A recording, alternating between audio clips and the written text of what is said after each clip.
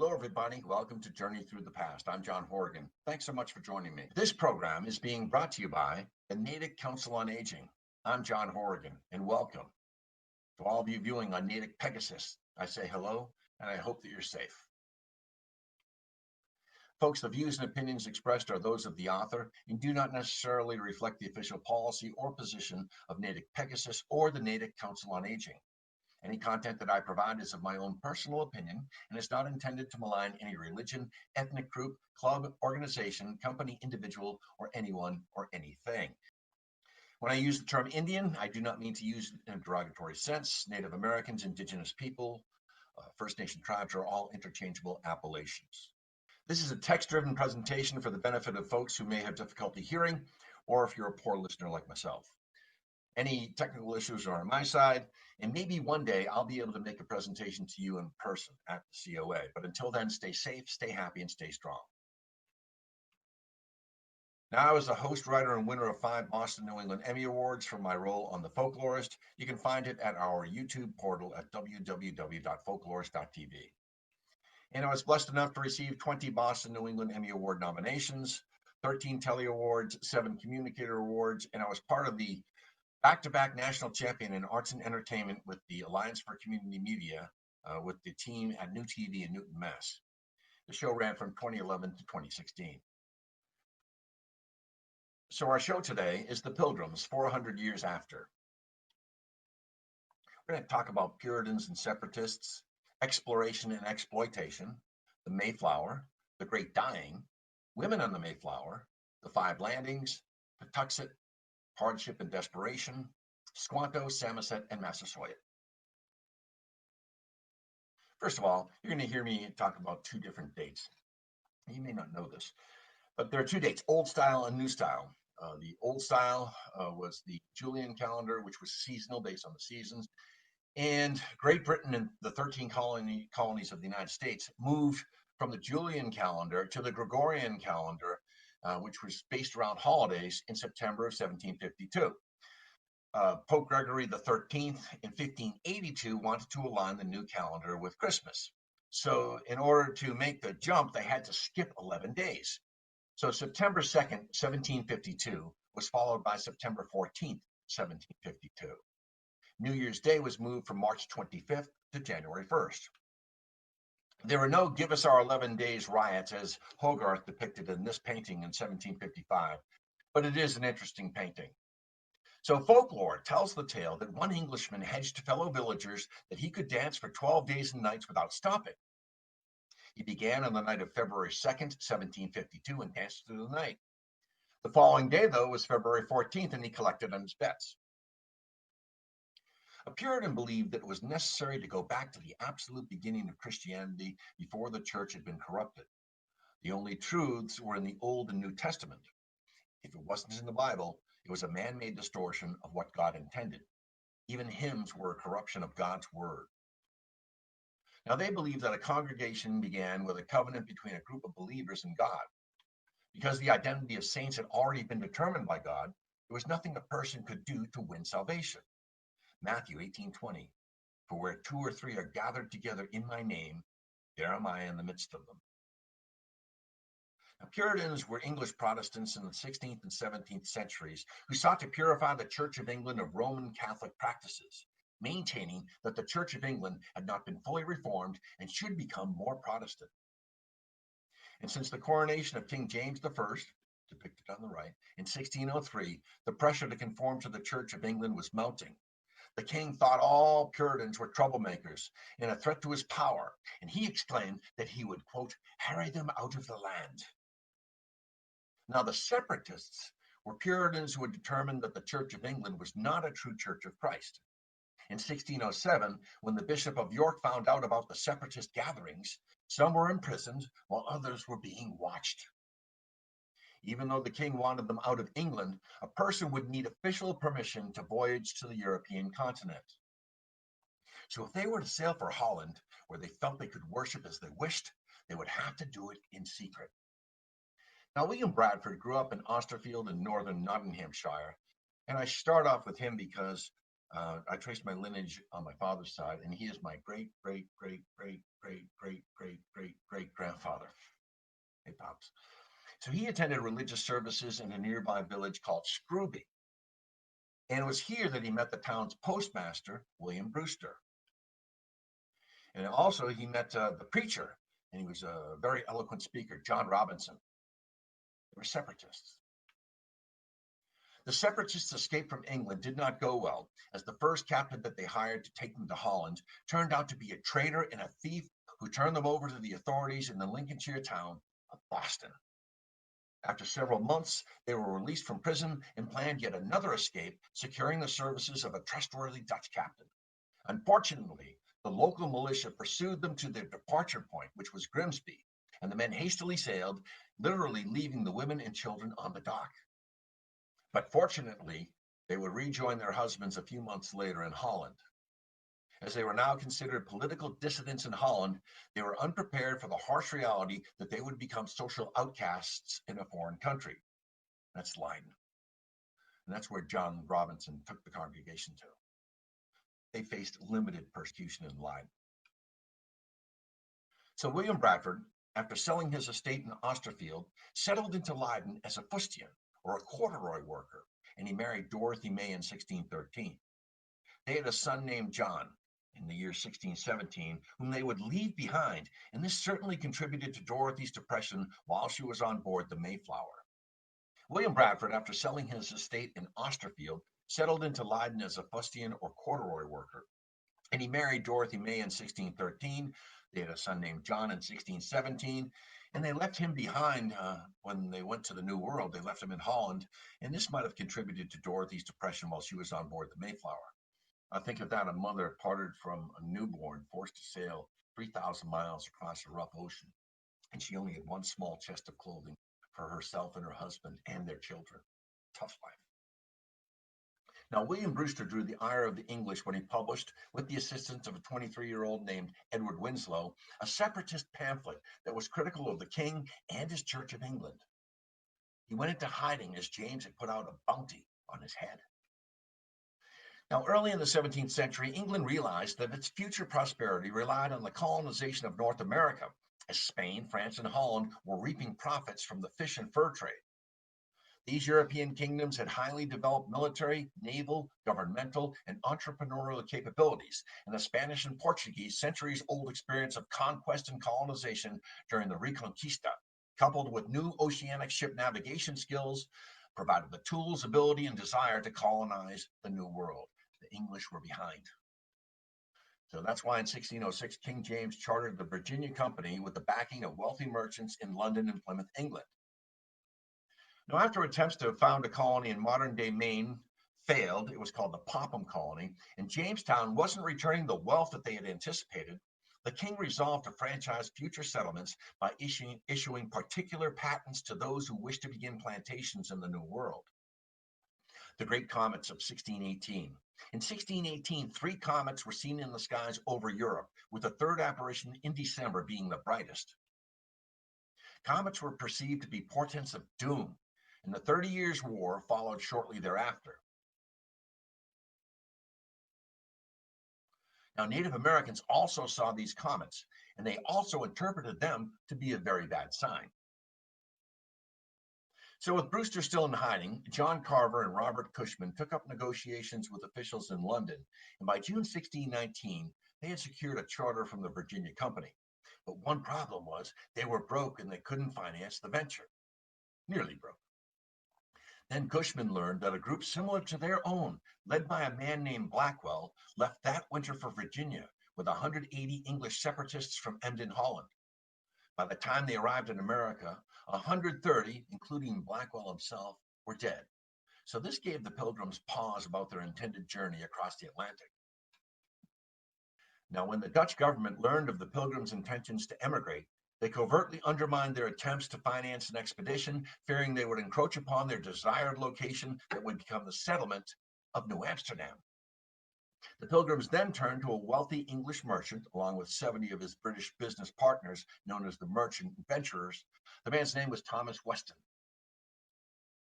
And they saw 2 opportunities: investment and a way to plant their religion in a foreign land. and their charter specified that they could establish a settlement in northern Virginia, which in reality was at the mouth of the Hudson River. Now, Weston proposed that they form a joint stock company, whereby the adventurers would finance the voyage, and in return, the Pilgrims would generate profits through cod fishing and the fur trade. For the next 7 years, the Pilgrims would agree to work for 5 days a week for their investors, 2 days a week for themselves, and a 1-day rest on the Sabbath. About 1/3 of the Pilgrims, approximately 125, prepared for the journey west. Then Weston changed the terms of their agreement. Now the Pilgrims must work for the investors for 6 days a week, with only 1 day off for the Sabbath. And Robert Cushman agreed to these new terms without even consulting the Pilgrims. And the Pilgrims wanted to reach the Hudson River before winter, and by June 1620, Weston still had not secured any transportation for them. And now Weston insisted adding non-separatists to the expedition. Among these strangers, as they were called, included a wicked man, a mean man by the name of Christopher Martin, and he would be directing the venture and the future settlement, including the congregation of Pilgrims. And they used Christopher Martin as a purchasing agent to procure supplies and provisions for the voyage. They needed beer, wine, hardtack, salted beef, salt pork, dried peas, fishing supplies, which he never got, muskets, armor, clothing, tools, trade goods, and a screwjack that would come in handy even before they reached America. And they also had to secure them seeds, barley and wheat. They had to grow that for beer. But Martin refused to work with the Pilgrims like John Carver and Robert Cushman, and no one knew where they stood in regard to provisions for the trip, and it was just weeks away. Then the Pilgrims purchased a 60-ton vessel named the Speedwell, piloted by a man named Reynolds. And by the end of July 1620, the Pilgrims had made their way to Delfshaven, where the Speedwell was waiting. The plan was for them to rendezvous in Southampton, where the others, with their supposed provisions along with another ship, would be waiting for them. It was a sad and mournful parting, according to William Bradford, as he left his 3-year-old son behind with Dorothy's parents. Now, the Speedwell was 50 feet in length, a small boat, and it had been recently refitted with 2 larger masts to endure the crossing of the Atlantic Ocean. But this modification would eventually make her unseaworthy. Weston had now secured a second vessel known as the Mayflower, a square-rigged merchant ship with high superstructures that was about 100 feet in length and could carry 180 tons or 180 casks of wine.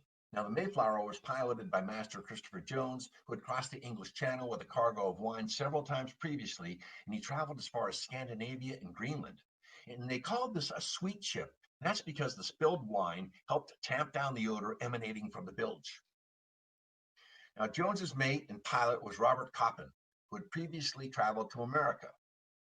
And 21-year-old John Alden was the cooper, in charge of all casks and barrels on board the ship, the quartermaster, provisions. Also on board was Miles Standish. He was hired as a mercenary, designated to be in charge of all military affairs, along with his wife, Rose.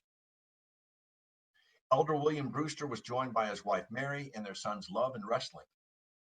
And Stephen Hopkins was on the Mayflower as well, along with his pregnant wife, Elizabeth. Also his son, Giles, and daughters, Constance and Damaris, along with 2 servants, Edward Doty and Edward Lester. Now, Hopkins had been to America previously aboard the Sea Venture, which had shipwrecked in Bermuda in 1609. He had been charged with mutiny, and the story was the basis for Shakespeare's The Tempest. Now, Edward Winslow was accompanied by his wife, Elizabeth. John Clark was also a co-pilot who had been to America once before, so they weren't flying blindly there. Christopher Jones had 2 men that had been there and knew the way. And Giles Healy was the ship's physician. John Carver's wife, Catherine, along with 5 servants, were passengers as well. Now, the ornery Christopher Martin, who was designated as the Mayflower's governor, traveled with his wife and 2 servants, along with 4 additional families, the Mullinses, the Eatons, and the Billingtons. Bradford referred to as one of the most profanest families amongst them. Ellen Jasper and Richard and Mary Moore were sent on the voyage by their stepfather, Samuel. And John Billington, a drunkard and troublemaker, was joined by his wife Eleanor and their sons John and Francis. But suddenly, just as they were about to leave, After a disagreement with Thomas Weston, he pulled all of his financial backing of the voyage and walked off the ship, and the Pilgrims were forced to sell off some of their provisions, including butter. So Martin was now behaving like a despot, cursing out all the Pilgrims at each turn. And because of this, Cushman made sure that he was on board the other vessel, the Speedwell. So they departed Southampton, and the Speedwell became as open and leaky as a sieve, according to Bradford. Several days after clearing the Isle of Wight, they had to turn back and head to Dartmouth for repairs. It was now August 17th, and the ship lay dormant in Dartmouth, awaiting the westerly winds. Now, they had consumed almost half of their provisions, and they weren't even out of the harbor yet. Once they were sailing again, about 200 miles off the British coast, the Speedwell sprang more leaks, and they were forced to turn back to Plymouth, England, and abandon her. The loss of the ship was costly. Maybe, they speculate, historians do, that Mr. Reynolds had deliberately overmasted the ship because he didn't want to go to the New World. You can see the trail there as they came out of Leiden, stopping in Southampton, then with repairs in Dartmouth, out to sea, then back to Plymouth. So now they're down to one ship. So Cushman left the group, and the remaining passengers all crowded aboard the Mayflower, 102 in all, of which less than 50 were separatists. On September 6th, I'm going to use the old style date, the first date, 1620, under what Bradford described as a prosperous wind, the Mayflower departed from Plymouth, England. Anyways, on board, they might have had some chickens. We're not sure. I don't think they did. Or sheep or goats. They came over in the second voyage, but I've discussed with a number of historians. But they did have two dogs, an English Spaniel, and also a giant Mastiff, hunting dogs. And the living quarters for the 102 passengers were cramped, with the living area about 80 feet by 20 feet and the ceiling about 5 feet high. With couples and children packed closely together for a trip lasting 2 months, there was virtually no privacy. When someone became sick, quickly others fell ill.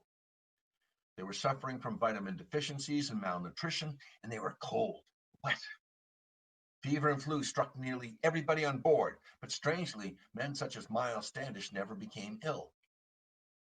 So the first half of the voyage proceeded over calm seas and under pleasant skies. But then the weather changed, with continuous northeasterly storms hurling themselves against the ship and huge waves constantly crashing against the topside deck.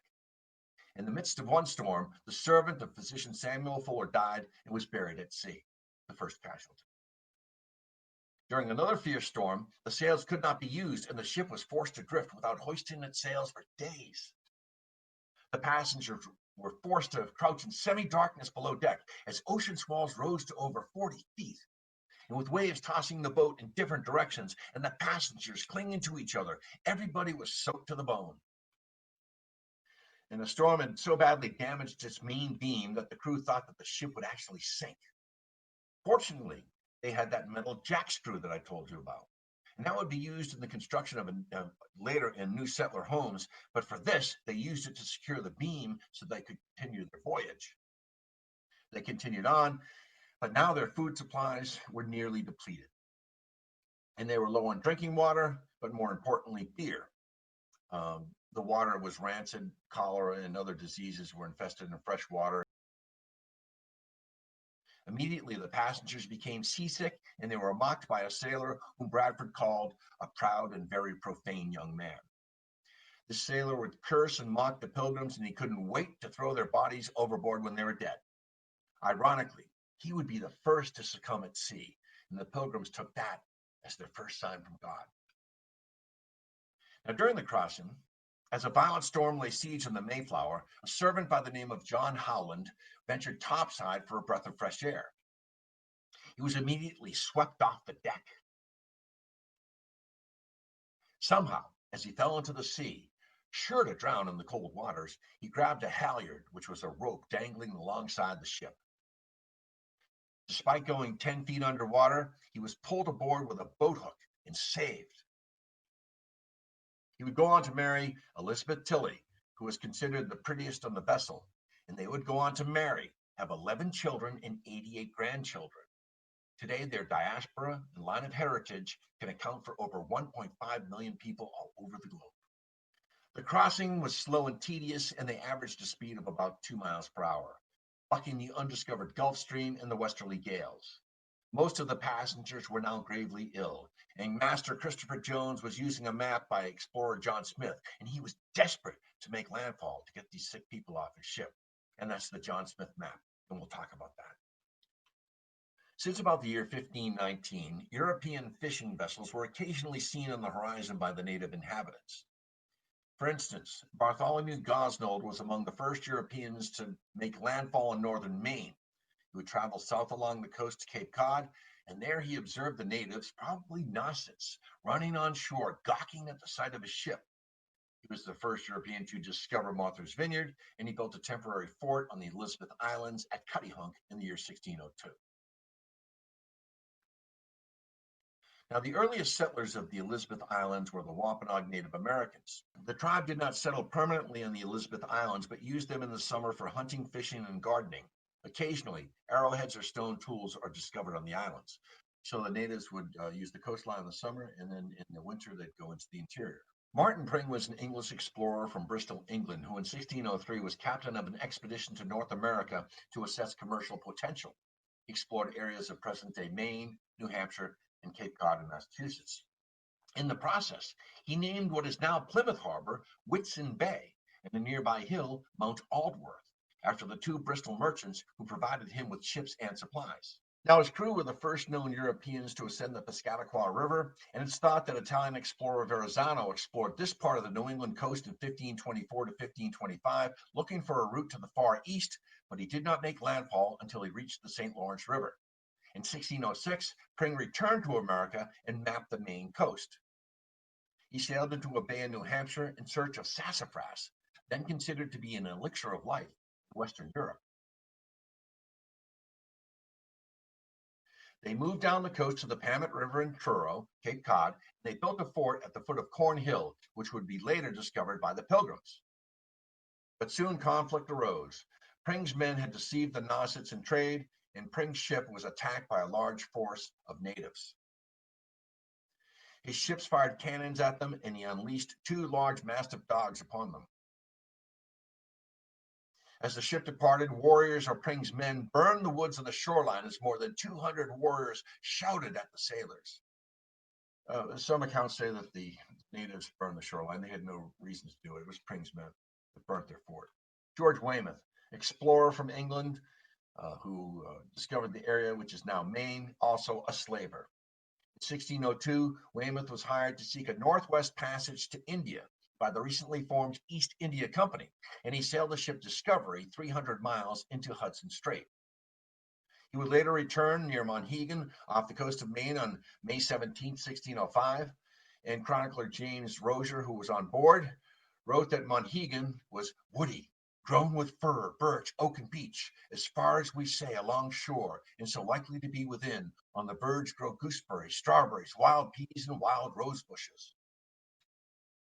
And there Weymouth and his men lured natives on board their ship, and he kidnapped them, taking some of them back to England as slaves and to use in sideshows. Adrian Block, a Dutch privateer, a pirate, who is best known for exploring the coastal and river valley areas between present-day New Jersey and Massachusetts during 4 voyages from 1611 to 1614, following the 1609 expedition by Henry Hudson. He's noted for naming Block Island in Rhode Island and established early trade with the Native Americans. The 1614 map of his voyage features details of the mid-Atlantic region for the first time, and on which the term New Netherland is first applied to the region. He is credited with being the first European to enter Long Island Sound and the Connecticut River, and to determine that Manhattan and Long Island were islands. He may have established peaceful relations with the indigenous peoples, as he was after the burgeoning and lucrative trade in beaver pelts, because beaver fur was all the rage in Europe and it was water resistant. In late 1613, his ship, the Tiger, burned to the waterline, and the local Lenape tribe helped him build a new ship. Now, there's not a record here of conflict with the native inhabitants, which stuns me actually when you talk about European exploiters. So, according to oral tradition and archaeological evidence, the Wampanoags or Wampanoags had occupied this area for nearly 10,000 years and consisted of a population of around 12,000 people by the time of the explorer Samuel de Champlain's mapping expedition around Plymouth Harbor, and he called Plymouth Harbor Port St. Louis in 1605. And that's his map there. The Charles River. And now John Smith. In 1606, John Smith became involved with the Virginia Company of London's plan to colonize Virginia for profit, and King James had already granted a charter. During the voyage to Virginia, though, Smith was charged with mutiny, and Captain Christopher Newport placed him under arrest and planned to execute him. However, when they landed at Cape Henry on April 26, 1607, and unsealed orders from the Virginia Company, they saw that Smith was now designated as one of the new leaders of the colony, so he was released. As the colony starved and began to die off, Smith tried to obtain food from the local Indians, but it required threats of military force for them to comply. So Smith discovered there were those among both the settlers and the Indians who were planning to take his life, and he was warned about the plan by Pocahontas. He called a meeting and threatened those who were not working that he that will not work shall not eat. After that, the situation improved and the settlers worked with more industry. Smith would later claim that he was captured by the Powhatan twice, and that Pocahontas begged her father, the Sachem, the chief, to spare his life on both occasions. We don't know if that's true, but just to put the pieces together, had Pocahontas not spared Smith, Smith wouldn't have come up the New England coast 7 years later and made the map that was used by the Pilgrims. Anyway, Smith was severely injured by a gunpowder explosion in his canoe, and he sailed to England for treatment in mid-October 1609, and he never returned to Virginia again. In 1614, he returned to America in a voyage to the coasts of Maine and Massachusetts Bay.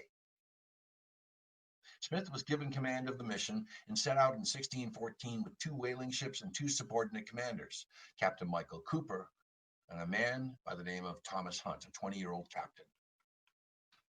So while the 2 ships kept busy fishing off the coast of Maine, Smith took a crew of 8 in a small boat to explore the northeastern coast of America, from Maine to as far south as Cape Cod, where he would obtain 11,000 beaver and otter pelts from the natives.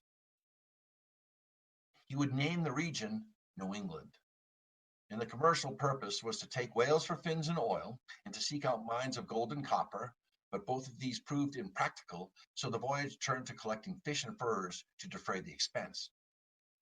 Now, on his map, which was first published in 1616, Cape Cod was called Cape James, an apparent gift to the English monarch, but fortunately, this name didn't gain traction, and Bartholomew Gosnold's original name of Cape Cod endured. Indian place names were now replaced by the names of English cities at the request of Prince Charles. The settlers of Plymouth Colony adopted the name that Smith gave to that area. Other place names on the map survive today, such as the Charles River, marked as the River Charles, and Cape Ann, marked as Cape Anna. And during this time, as he made his way along the south shore of Massachusetts Bay, he became involved in a fracas with the Quanahasset tribe as he passed by the rocky ledges of modern-day Cohasset. The natives fired arrows while Smith's men exchanged musket fire, allegedly killing one native and wounding another in the thigh at a place called Hominy Point. Today they call it Smith's Rock. Smith collected a ship's cargo worth of furs, train oil, and core fish and returned to England, stocked full of beaver and otter pelts and fish. However, the expedition's second vessel under the command of Thomas Hunt stayed behind.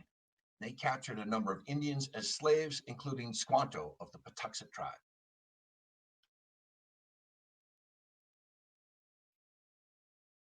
So when Smith started back to England, he told Hunt to stay behind for a while and pick up from the Indians a load of fish, skins, and other items to bring back. But Hunt went beyond these instructions. He had other plans. Offering to trade beaver, Hunt lured 27 Nauset and Patuxet Indians on board his ship, and he took them captive. Sir Ferdinando Gorges, head of the Council for New England, remembered it similarly. He said, "One Hunt, a worthless fellow of our nation, set out by certain merchants for love of gain, who, not content with the commodity he had by the fish and peaceable trade he found among the savages, after he had made his dispatch and was ready to set sail, more savage-like than they, he seized upon the poor innocent creatures that in his confidence of his honesty had put themselves into his hands. He was a slaver. So Hunt stored the Indians below the hatches and sailed them to the Straits of Gibraltar and on to the city of Malaga, Spain, where he sold as many of them as he could. But when some local friars in Malaga discovered that they had been brought from America, they took custody of the remaining Indians and instructed them in the Christian faith. As Sir Ferdinando Gorges states, the friars so disappointed this unworthy fellow of the hopes of gain he conceived to make by this new and devilish project. Now, Gorges would take his own slaves. I mentioned Squanto. He was known as Squantum, a brave, the Patuxet tribes. And so now the Patuxet tribes became, and the Natick tribe became very hostile, and they were outraged by these kidnappings, these taking of slaves. And after this, English and French ships visiting Plymouth and Cape Cod were no longer welcomed with the profitable fur and fish trade. In the popular lore of the early English settlers, a crew of Frenchmen were said to have shipwrecked along the Cape Cod coast and taken captive and enslaved by the Nassets. The party was taken by the local Nassets, and most of them were executed, but not before evoking a divine curse against their native captors. According to Thomas Morton, in a short time thereafter, the hand of God fell heavily upon the Nassets with such a mortal stroke that they died on heaps as they lay in their houses. The two remaining survivors were ransomed to the English captain Thomas Dermer. Now, John Smith was convinced that Hunt's actions were directed at him. By inflaming the local population, Smith said he could prevent that intent. I had to make a plantation there, keeping the country in obscurity so that Hunt and a few merchants monopolized it. According to Smith, Hunt had taken his maps and notes of the area to defeat Smith's settlement plans.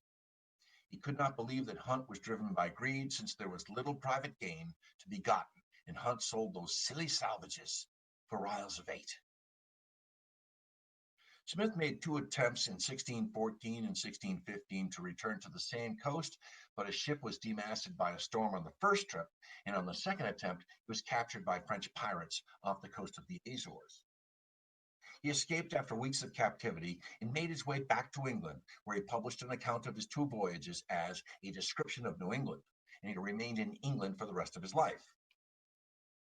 So Smith noted that the people inhabiting the coasts from Maine to Cape Cod had large cornfields and great troops of well-proportioned people, and that the French had been so successful in trade with the natives because they came in peace, whereas English merchants came with weapons and arrogance.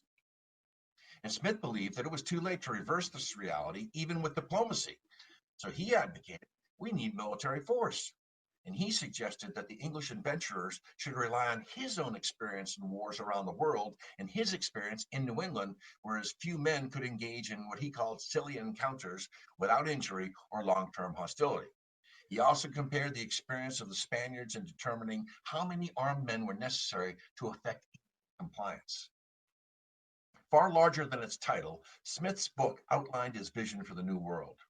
He specifically identified the part of the region that became Massachusetts as having all the elements needed for building and sustaining the colony and ripe for exploitation. They had fertile land, fresh water, timber, fish, and fur in New England. No gold.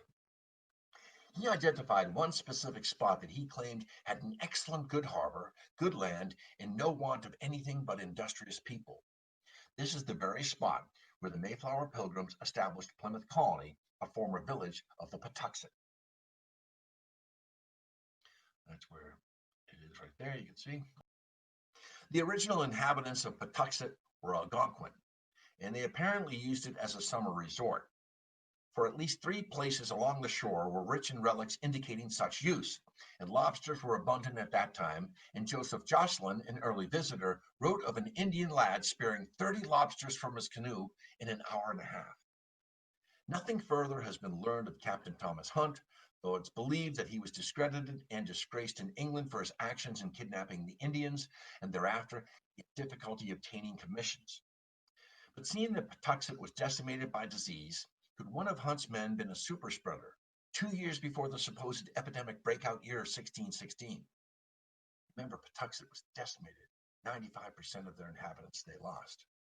And the Great Dying, which I'll get to in just a moment, historians will tell you that it was a French fur trapper who was brought ashore by the local natives in northern Maine, and they all got sick from him, and the disease came south along the coastal areas.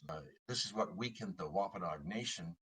Now, this disease wiped out Massasoit tribes, Nauset, Wampanoag, Pokanoket, but for some reason it did not affect the Narragansett, who were rivals with Massasoit and the Wampanoag Federation. And I believe that they practiced social distancing. That is, they went into the interior of the woodlands until this disease, this outbreak died down. Just my theory. Now, or did the infected man or the men or fur traders or fishermen or infected native travel from the northern Maine coast after infecting the native population there and then dock at Patuxet? Perhaps. Now, this is according to King James, typical of his personality. Within these late years, there hath by God's visitation reigned a wonderful plague, the utter destruction, devastation, and depopulation of that whole territory, so as there is not left any that do claim or challenge any kind of interest therein. We in our judgment are persuaded and satisfied that the appointed time to come in which Almighty God, in his great goodness and bounty towards us, and our people hath thought fit and determined that those large and goodly territories, deserted as it were by the natural inhabitants, should be possessed and enjoyed by such of our subjects. The Pilgrims thought it was Providence when they found this land open and skeleton, bleached bones lying on the ground. But the Indians had died so quickly they didn't even have time to bury their dead. About 60,000 Indians lived in New Hampshire, Massachusetts, Rhode Island, and Connecticut at the start of the 17th century, according to Sherburne Cook. And Maine had a robust population of Abenaki tribes. According to some estimates, Maine had more than 20,000 Penobscot, Micmac, and Passamaquoddy Indians. And the Passamaquoddy, by the way, were the first to make contact with Europeans, and they were actually devastated by a typhus epidemic in the year 1586. And then comes the Great Dying, 1616 to 1619, just prior to the Pilgrims' arrival. And the introduction of European diseases to the Wabanaki was devastating. From 1616 to 1619, nearly all of the native inhabitants along the coast were wiped out. It swept New England from Maine all the way down to Cape Cod. And we believe now the native people death rate was as high as 90 to 95%.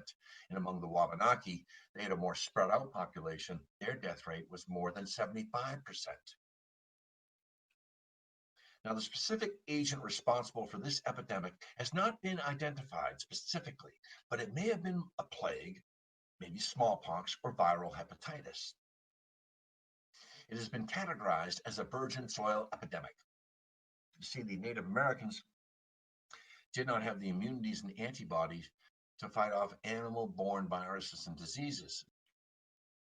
The specific agent responsible for this epidemic has not been specifically identified, but it may have been plague, smallpox, or viral hepatitis.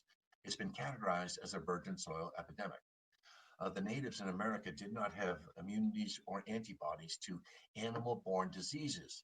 The Europeans had lived for thousands of years with the big six. That is sheep, goat, cattle, horses, pigs, and poultry. And these people had built up natural immunities to these animal-borne diseases. And like today, they didn't even know that they were still carrying the disease and that they could infect others. So further north, though, along the Maine coast, where natives had more sustained contact with French traders, some of the earliest reports of disease outbreak were made. So yes, certainly French traders did bring the disease to northern Maine. Question is, who brought it to Plymouth? And in 1616, Father Pierre Baird, he was a French Jesuit missionary, he noted that the Abenaki are astonished and often complain that since the French mingle and carry on trade with them, they are dying fast and the population is thinning out. That same year, Captain Richard Vines, an English explorer, wintered on the Maine coast, and he noted that the local natives were sore afflicted with the plague, for that the country was in a manner left void of inhabitants. Soon the mysterious disease spread throughout the coastal region. following the trade routes of the Abenaki, who traded furs for corn and other provisions from the tribes to the south, and turned the loose confederation of Algonquian villages that dotted the area into an apocalyptic wasteland. Native Americans did not possess the necessary immunities to fight off these animal-borne diseases that originated in Europe and Asia. And as I mentioned, the Europeans and Asians had developed the necessary antibodies over thousands of years to fight off the diseases that mainly came from chickens, pigs, and cattle. These animals were not native to the New World. The only beast of burden here in New England, actually there's more to Central America, would be the llama. They didn't even have the wheel. So Thomas Morton once again offers a vivid account of the landscape left behind. For in a place where many inhabited, there hath been but one left alive, to tell what became of the rest, the living being as it seems not able to bury the dead. They were left for the crows, kites, and vermin to prey upon, and the bones and skulls upon the several places of their habitations made such a spectacle after my coming into those parts, it seemed to me a new-found Golgotha. Disease continued to ravage the Massachusetts Bay shoreline, wiping out the native populations by the thousands. The epidemic covered an area that spanned from the Kennebec and Penobscot rivers of southern Maine to the Narragansett Bay of Rhode Island, with the highest rate of fatalities concentrated around Boston Harbor and Plymouth Bay. Sailing along the Massachusetts coast in 1619, Captain Thomas Dermer described the impact on the region, noting that the ancient plantations, not long since populous, now lay utterly void. In other places, a remnant remains, but not free of sickness. Edward Winslow, who acted as an early delegate between the Pilgrims and the surviving Wampanoag tribesmen, described the disease as being not unlike the plague, if not the same. There were certainly symptoms reported that are consistent with plague infection, that is, headache, nosebleeds, subepidermal hemorrhages, and multiple contemporary witnesses noted that the native dwellings were overrun by fleas. However, the case for plague, either bubonic or septicemic or pneumonic, is unconvincing. For one thing, there were no reports of the telltale buboes, that's swollen lymph nodes, associated with plague affliction. The Algonquian community structure also lacked the necessary population density for a plague virus to spread so rapidly and have such a devastating mortality rate. And finally, the New England climate is unsuitable for the Xenophila chiopus flea, which is the known carrier of Yersinia pestis bacterium. Smallpox is another strong candidate, and the reported pock marks on the victims seem to point in this direction. But critics of this theory note that it was uncommon for the adult Europeans, who through generations of exposure had by this time developed some level of resistance, to contract the smallpox virus, and unlikely that the disease would have survived a 6-week sea voyage made by explorers before running its course. Large-scale migration of European children would not take place for at least another decade, a factor which contributed heavily to the confirmed smallpox epidemic that ravaged parts of New England in 1633. In fact, studying the Narragansett language, Roger Williams, founder of the Rhode Island Colony, interviewed survivors of both epidemics who made a point of distinction between the 1616 to 1619 plague and the 1633 pox, using two different words in their native tongue to describe two different forms of disease. And I believe that. In his study of the Massachusetts tribe, early colonist Daniel Gookin notes that he discoursed with some old Indians who were in their youth at the time of the epidemic, who say that the bodies all over were exceedingly yellow, and described it by a yellow garment that they showed me, both before they died and afterwards. This has led to speculation that perhaps the plague was in fact yellow fever. However, this theory has largely been discounted since the epidemic lasted through the cold New England winters, and that would be impossible for a vector-borne disease to survive. Other potential maladies that have been raised by medical historians include hepatitis, meningitis, typhus, chickenpox, pneumonia, trichinosis, influenza, and most recently, leptospirosis.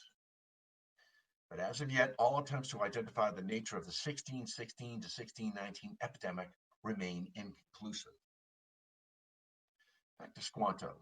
The friars tried to convert to Squantum during the time that he lived with them to Christianity, but his heart still yearned for home, so he then escaped to England, where he learned the English language.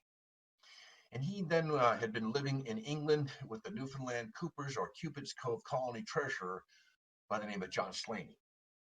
When the opportunity came to travel back to the New World, he shipped back across the ocean to assist in setting up the Newfoundland colony at Cooper's Cove, which was a fur trading colony set up in 1610.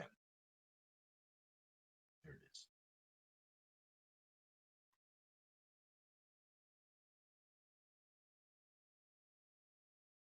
Thomas Dermer, you've heard me mention his name a few times.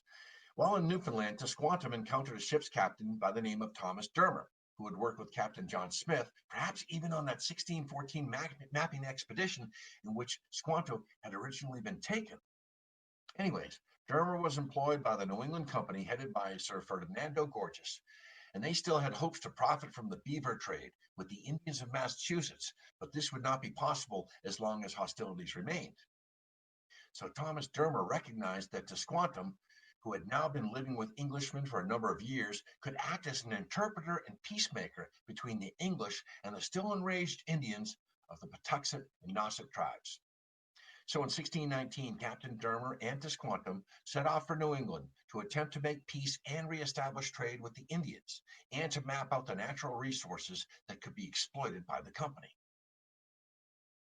But upon arriving, they discovered Squantum's town, all of the Patuxet were dead from the plague. But he did make contact with Massasoit and Massasoit's brother, Quatakina, who were heads of the Wampanoag Confederation, and in the absence of his own people, he took up residence with them in their town. Their plan to make peace was foiled by the fact that Squantum's tribe had been completely wiped out. And meanwhile, Dermer was captured by natives at Nemasket, and Squanto came to negotiate his release, and he returned to England. Dermer did. Squanto stayed. That's the mask there. Now, Epenow was a strong, intelligent Wampanoag Indian who lived on Martha's Vineyard. In 1611, Captain Edward Harlow captured him while exploring the New England coast. And allegedly, Harlow had been commissioned by Sir Ferdinando Gorges to kidnap Indians for slaves while they explored the New World. Gotcha. Gorges was a slaver. All told, Harlow brought 30 Indian captives back to London, intending to sell them to the Spanish as slaves. And he took Epenow with him. Now, Londoners were fascinated by the exotic American Indians brought to England by explorers, and the captives became sideshow attractions in street carnivals, in coffee houses and taverns, and even Shakespeare probably saw Epenow in person, and he was probably thinking of Epenow when he mentioned a strange Indian in his play Henry VIII. Now, Gorges took Epenow as his own slave, and he housed him with another Indian by the name of Assakumet, who taught him English. That allowed Epenow to observe Gorges's hopes and dreams and to figure out a way to get back home. And he persuaded Gorges he could show him a gold mine on Martha's Vineyard. All he had to do was take him there. And Gorges took the bait. He commissioned a voyage to Martha's Vineyard with Epenow and one or two other Indians along as translators and guides.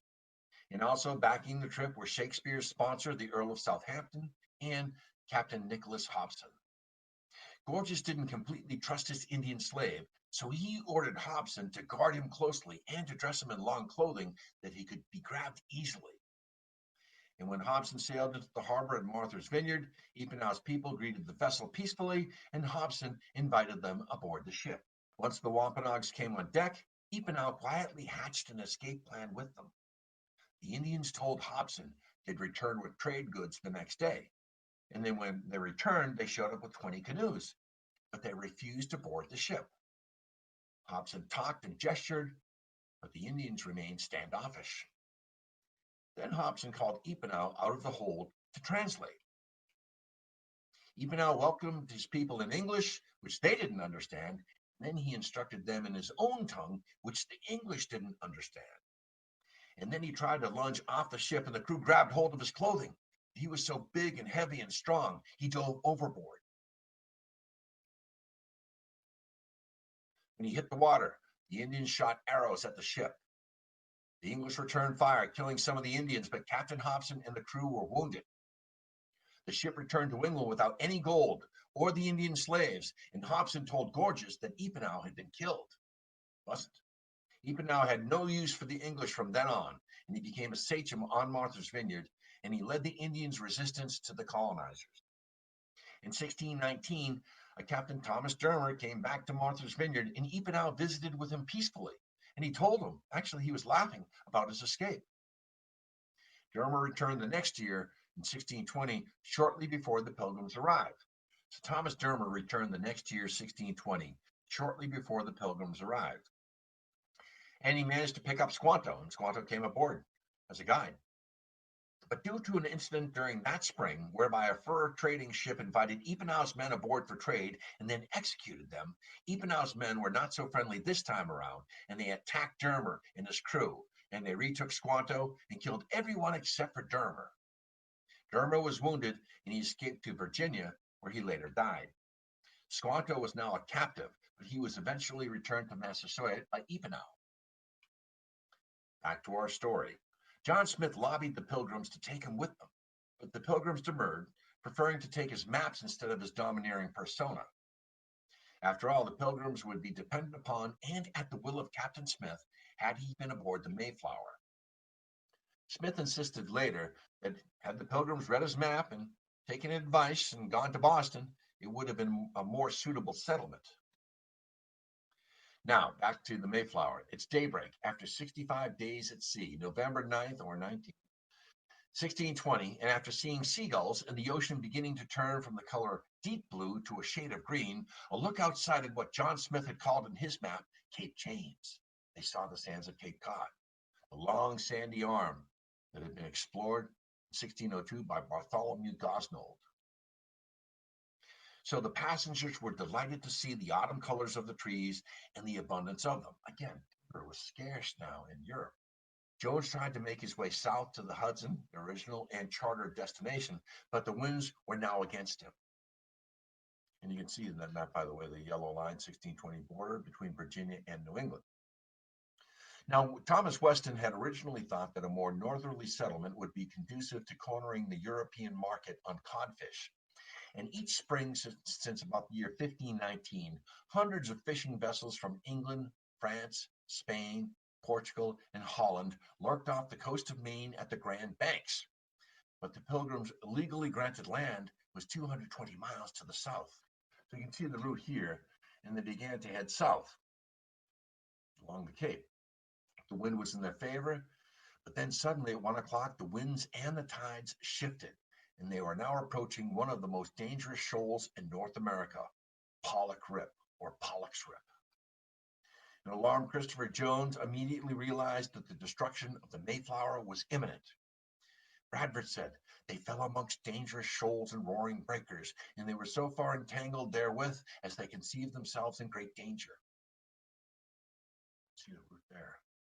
But then, with the changing of the tide, the wind, and the current, by 4:35 p.m., Jones moved the Mayflower northwest of Pollock Rip, and they were out of danger. They drifted off the coast of Chatham until dawn on November 10th. And at this point, to the alarm of the passengers, Jones made the fateful decision to turn the tip of Cape Cod and anchor in Provincetown Harbor. His ship was full of sick people. He wanted to get them off, get them settled, and head back to England. So on November 11th, 1620, the Mayflower's anchor was dropped in Provincetown Harbor at Long Point. We could go into a bunch of maps like this, right there. Now, of the 102 passengers on the Mayflower, there were 50 men, 19 women, and 33 young adults and children. Just 41 were true pilgrims, that is, religious separatists seeking freedom from the Church of England. 25 to 30 were crewmen and officers, those bad neighbors. The Billington family appeared a number of times in the accounts of early Plymouth Colony, and they were reported to be the colony's troublemakers. For instance, young Francis, the son, fired a musket on board the Mayflower while the ship was anchored off Cape Cod, showering sparks near casks of gunpowder. Francis went exploring soon after their arrival. He climbed a tree and he saw the Billington Sea. Discovered the Billington Sea. That's why they called it that. And then in March of 1621, John Sr. challenged Miles Standish's orders for contempt of the captain's lawful command with several speeches, and he was punished for it. He would do this many times more. And then May of 1621, John Billington the Younger became lost in some woods for several days and weeks, eventually being returned home by some natives from the Nauset on Cape Cod. In 1624, John Billington was implicated in the Oldham Lyford scandal, which was a revolt against the rule of the Plymouth Church, but insisted he was innocent and he was never officially punished. In 1625, Governor Bradford wrote a letter to Robert Cushman saying, "Billington still rails against you. He is a knave, and so will live and died." In September 1630, John Billington was tried by a jury and hanged for the murder of John Newcomen, whom he considered to be an enemy. This was the first such execution in Plymouth Colony, and Bradford states he was approximately 40 years old at the time of his hanging. In 1636, Billington's wife Eleanor was sentenced to sit in the stocks and be whipped for slandering John Doane. Let's look at the women of the Mayflower. 18 adult women boarded the Mayflower at Plymouth, with 3 of them at least 6 months pregnant. Elizabeth Hopkins, who gave birth to a boy named Oceanus during the voyage. Susanna White, who gave birth to Peregrine White on board the Mayflower in Cape Cod Harbor on November 20th. And then Mary Norris Allerton, who unfortunately gave birth to a stillborn on board the Mayflower that December. When the ship arrived in Cape Cod, the men went ashore on 5 exploration missions, while the women stayed on board the Mayflower to care for the sick and the young in damp, cramped squalor, which meant many would die before they were able to step foot on land. Because of these conditions, just 5 women would make it through that first harsh winter. There are precious few records of the women who boarded the Mayflower, but their strength and role in the dramatic voyage and in settling in a new land, including cooking the first Thanksgiving, cannot be underestimated. Women in 1620 had little rights, and their history is patchy, and little thought was given to the recording any of their endeavors. So it must have been absolutely awful for them. Susanna gave birth to Peregrine while the ship was anchored in Cape Cod in late November 1620. She also traveled with a 5-year-old son called Resolved, and Peregrine would become known as the firstborn child of New England, and he would go on to become a prominent farmer and military captain. Susanna's husband, William, however, would sadly die weeks and months later in February of 1621. Now, Susanna, now with a newborn son and a 5-year-old to care for, was the only widow who survived that perishing first winter in America, and one of 5 women to do so. The others were Elizabeth Hopkins, Mary Brewster, Eleanor Billington, and Catherine Carver, who sadly died in May of 1621. Originally from one of the Pilgrims' villages in Scrooby, Nottinghamshire, England, she would marry again, this time to widower Edward Winslow, and this would be the first marriage in the new Plymouth Colony on May 12, 1621, and they would go on to have 5 children. Susanna would certainly have been one of the more prominent figures in the new settlement, married to Edward, who was a leader in the community. Elizabeth Hopkins would give birth while at sea to a boy she aptly named Oceanus, who would tragically die after 2 years when the Pilgrims had settled into a life of hardship in their new surroundings. Now, Elizabeth survived the first winter to cook the first Thanksgiving feast, but little is known of her origins or what would become of her. She married Stephen Hopkins in February 1617, and they had a daughter, Damaris, born somewhere in England around 1618. And they were part of a group of pilgrims known as the Strangers, who were not part of the congregation of separatists living in Leiden, Holland. The Strangers made up more than half the Mayflower passengers, and there were merchants, craftsmen, skilled workers, and indentured servants, no farmers, and also 3 young orphans. All were common people, and about 1/3 of them were children, and they were crucial to the colony's success. They would have initially boarded the Mayflower in Holland before they met up with the leaking Speedwell in Southampton, and they would stop again in Dartmouth and Plymouth before setting off for America. Now, Mary Norris Allerton, was possibly born in Welford, England in 1592, and she wed Isaac Allerton or Allerton in November 1611. She was around 30 years old when they traveled to North America, with their husband, Isaac, and 3 children. She was an active member in the Leyden Church, and she was pregnant when she left Leyden on the Speedwell for Southampton before transferring to the Mayflower. She and Isaac had already buried a child in Leyden in February 1620 before she gave birth to a stillborn son in Plymouth in the harbor while the Mayflower was docked on December 23, 1620. Now, Mary herself died during that first winter in February of 1621, though her husband and her 3 children survived. 4 years later, Isaac Allerton remarried Fear Brewster, who was the daughter of Elder William Brewster, and they had 2 children, Sarah and Isaac. And after the death of his second wife, Allerton then moved to Marblehead, and he remarried Joanna Swinnerton in 1637, and he would eventually die in New Haven, Connecticut in 1659. Priscilla Mullins Alden. Priscilla was not one of the 18 women recorded to have crossed the stormy Atlantic, because she was just a teenager at the time and one that had a hard start to her new life. Her father, William Mullins, died on February 21, 1621, while the ship was docked for 4 months. And Priscilla's mother and brother, Allerton Joseph, died in that first winter as well, meaning Priscilla started life in America as an orphan at the age of 18. Now, she went on to marry John Alden in what is thought to be the 3rd marriage in the Plymouth Colony, and she was one of the surviving women who became a family and fought throughout the hardship to help the colony eventually thrive. She is best known for the poem The Courtship of Miles Standish by Henry Wadsworth Longfellow. According to Longfellow's legend, John Alden spoke to Priscilla Mullins on behalf of Miles Standish, who was too shy in talking to the lovely young lady, so he asked Alden to propose on his behalf, and Priscilla said, "Why don't you speak for yourself, John?" And they were married. Priscilla would become a leading figure in the colony, and by 1627 they were living in a house in the hillside across from the governor's house and near the fort. Now, John Alden served in various offices in the government of the colony, and he was elected as assistant to the governor and to Plymouth Court as early as 1631, and he was regularly reelected throughout the 1630s. Not much is known about Mary Brewster, but it's believed she was born around 1569, and she married Elder William Brewster in 1592. Because in an affidavit filed in Leyden, Holland, it's believed that she was 51 at the time of the voyage, and she sailed to Plymouth on board the Mayflower in 1620, along with her husband and also her 2 youngest children.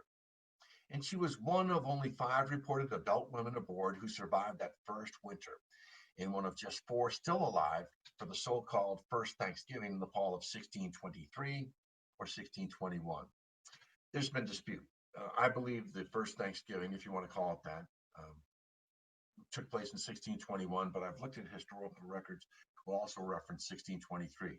Problem is, I don't think that they would have had a Thanksgiving after the Wessagusset Massacre and the Nemasket Raid, just my opinion. So, Brewster's son Jonathan joined the family in November 1621, arriving at Plymouth on the ship Fortune, before his daughters Patience and Fear arrived on another ship in July of 1623. But sadly, both daughters died later in 1634 when smallpox and influenza ravaged the region. Terrible years between 1633 and 1635, not only Plymouth, but also the Boston settlement. So the Mayflower was now moored in Provincetown Harbor, but before anyone was allowed to leave the ship, they wanted to hammer out a formal and binding agreement that we now know today as the Mayflower Compact, a primitive constitution of rights for men only. Knowing life without laws would prove catastrophic, colonist leaders created the Mayflower Compact to ensure a functioning social structure would prevail and preserve the right to worship as they wished. On November 11th, 1620, 41 adult male colonists, including 2 indentured servants, signed the Mayflower Compact, although it wasn't called that at the time. 9 men abstained and refused to sign it. Now, the Mayflower Compact was a short document which established that the colonists would remain loyal subjects to King James despite their need for self-governance. The colonists would create and enact laws, ordinances, acts, constitutions, and offices for the good of the colony and abide by those laws. The colonists would create one society and work together to further it. The colonists would live in accordance with the Christian faith. The Mayflower Compact was important because it was the first document to establish self-government in the New World, and it remained active until 1691, when Plymouth Colony became part of the Massachusetts Bay Colony. Let's read it. In the name of God, amen. We, whose names are underwritten, the loyal subjects of our dread sovereign, Lord King James, by the grace of God, of Great Britain, France, and Ireland, King, Defender of the Faith, etc., having undertaken the glory of God and advancements of the Christian faith and the honor of our king and country, a voyage to plant the first colony in the northern parts of Virginia, do by these presents, solemnly and mutually, in the presence of God and one another, covenant and combine ourselves together into a civil body politic for our better ordering and preservation and furtherance of the ends aforesaid, and by virtue hereof to enact, constitute, and frame such just and equal laws, ordinances, acts, constitutions, and offices from time to time, as shall be thought most meet and convenient for the general good of the colony, unto which we promise all due submission and obedience. In witness whereof, we have subscribed our names at Cape Cod, the 11th of November, in the year of the reign of our sovereign Lord King James of England, France, and Ireland, the 18th, and of Scotland, 54th, 1620. Bradford reflected on that first morning in America with wonder. But here, I cannot stay and make a pause and stand half amazed at this poor people's present condition. In the next 4 months, half of them would be dead. On November 6th, William Button had died while on board the Mayflower. Ellen Moore also died of illness on board the Mayflower. And the 5 who died while the Mayflower was anchored in Provincetown Harbor: William Button, November 16th or November 6th. Edward Thompson, December 4th. Jasper Moore, December 6th. Dorothy Bradford, December 7th. James Chilton, December 8th. And James Chilton was the only one who signed the Mayflower Compact, who died while the ship was moored in Provincetown Harbor. So they arrived and they sent ashore. They did not leave the ship the following day after they had moored, because it was the Sabbath, November 10th. But on Monday, November 11th, they made their first landing at Provincetown. Now they wanted to explore the land. So they had a 35-foot shallop in the hold of the Mayflower, but it had to be both reassembled and repaired, and that would take several days. So they used one of the 2 ships' boats, 21-footer instead, and they sent 16 men ashore. So they originally allowed the passengers to go ashore to wash their clothes, and that was a tradition in New England. It was a Monday, where Monday became washing day. And we know the exact place where they first landed due to a map that was in Mort's Relation. And again, they briefly came ashore. It was written by Edward Winslow. He would become the 3rd governor of Plymouth Colony, but he showed a map where the first steps on land supposedly took place, which is probably more accurate than Plymouth Rock, but we'll get to that. And the landing place is commemorated with a plaque in a small park located in the middle of the Rotary at the end of Commercial Street in Provincetown. And it's appropriately called Plymouth's First Landing Park. There's the first landing right there. Now, the Pilgrims immediately realized the sandy tip of the Cape was unsuitable for a permanent settlement, and they had to find a better location on the bay side of the shoreline. Bradford said, quote, "They fell upon their knees and blessed the God of heaven, who had brought them over the vast and furious ocean and delivered them from all the perils and miseries thereof, again to set their feet on the firm and stable earth, their proper element." They retired back to the ship before nightfall, but they brought aboard badly needed firewood. So they remained on board the Mayflower on Sunday, November 10th, to pray on the Sabbath. And when Monday the 13th came around, limited passengers were allowed to go ashore to bathe and wash their clothes. As I mentioned, that became a traditional wash day in New England. So now they're going to, after the first landing, there were actually 6 landings if you count that first day on Monday when they came aboard just to get firewood and to wash their clothes. But now they were going to send an overland exploratory expedition over the Cape Cod Peninsula. And they had seen this river off in the distance, which was the Pamit River. And of course, they were searching for fresh water. So there are basically 3 exploration expeditions that took place, November 15th through the 17th, November 27th through the 30th, and then December 6th through the 12th. But let's look at the first one, November 15th through the 17th. It was a Wednesday, and that's when they decided to send an overland exploratory party down the sandy dunes of Cape Cod, and it would be a 3-day expedition. They saw whales in the harbor and wished that they had whaling harpoons. Ashore, they saw birds and geese. Bradford says the greatest store of fowl we ever saw. And Standish had the men in their light armor march in single file. They had marched about a mile when they saw 6 men or so, along with a dog, staring at them down the beach of Truro. This is not First Encounter Beach. So I like to call First Encounter Beach First Conflict Beach or Second Encounter Beach. We'll get to that in just a moment. So for a timeless moment, can you imagine how the natives felt looking at these pilgrims, these explorers? And for a while, they exchanged stares. And then they saw a dog, and they ran into the woods, and one of the natives whistled for the dog, and they scampered into the woods. Well, the pilgrims followed them, but they were bogged down by ankle-deep sand. They had breastplates on and very weak legs from their voyage. And they pursued them for about 7 miles before deciding to camp for the night for the first night of November 15th. They built a fire on the beach line, and they posted sentinels, and then they picked up their chase of the Indians at first light on November 16th. And at 10 a.m., they came into a valley, and there they saw their first American deer. And with their chainmail torn to pieces because they were going through shrubbery and brush, they now were desperately thirsty. And they had this crude alcoholic beverage with them to sustain them, aquavitae or something like that, awful. And then suddenly they came upon a small hill, and there they found a freshwater spring. And they quote, "Drunk our first New England water with as much delight as ever we drink in all our lives."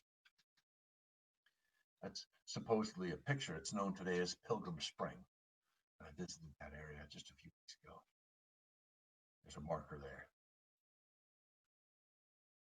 So they were now going to billet for a second night, and they made camp at a place what is today called Pilgrim Pond.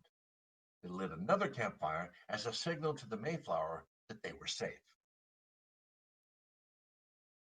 On the morning of Friday, December 17th, they found abandoned stubbled cornfields along with bones, and they stumbled upon what appeared to be a native grave.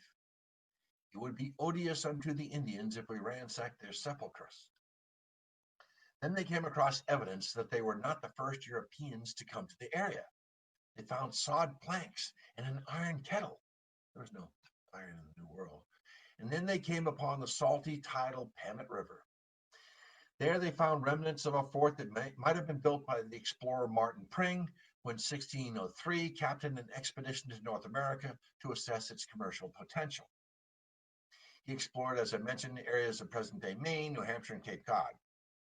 And then on a high seaside hill, they found mounds that they thought at first were graves, but they were unlike the grave that they had examined earlier. And in it, they found reed baskets filled with multicolored corn, which we call maize. And the Nauset tribe stored their seed corn and grain for winter months. And grain, if kept dry and cool, can be stored for years. So they were starving now, and they filled a large kettle full of this corn, and they made a commitment to compensate the owners at a later date. And this is the first act of American credit, in my opinion. Now, the area today is referred to as Corn Hill. And there's a marker there, a nice park. They said, "And sure it was God's good providence that we found this corn, for else we know not how we should have done." That was in Mort's relation to Edward Winslow.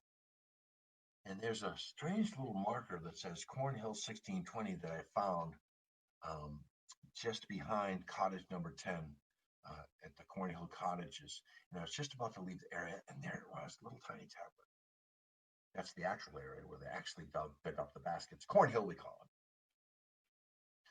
So by dusk that evening of the 17th, it was now raining, and they became lost in the woods, and William Bradford became entangled in an Indian animal snare.